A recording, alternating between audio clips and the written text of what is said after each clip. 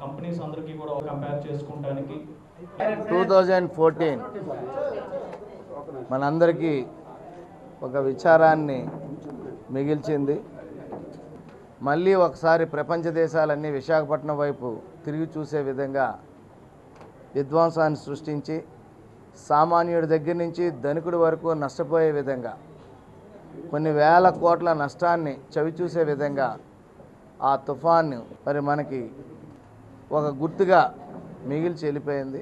విశాఖపట్నంలో ఇప్పుడున్నటువంటి పరిస్థితుల్లో అన్ని షోరూంలు దెబ్బతిన్నటువంటి పరిస్థితుల్లో వందల కోట్ల రూపాయలు నష్టపోయినటువంటి పరిస్థితుల్లో ఈ ఎక్స్పో ద్వారా ఎవరైతే 2 వీలర్స్ 4 వీలర్స్ డీలర్స్ మరి ఈ యొక్క ఎగ్జిబిషన్లో పార్టిసిపేట్ చేస్తున్నారో వాళ్ళందరికీ ఆనందాన్ని మిగిల్చే విధంగా ఈ ఎక్స్పో ఉండాలని, ప్రతి ఒక్కరూ వినియోగించుకోవాలని, తప్పకుండా ఒక మంచి ఆఫర్స్ ఇస్తారని నేనైతే ఆశిస్తున్నా.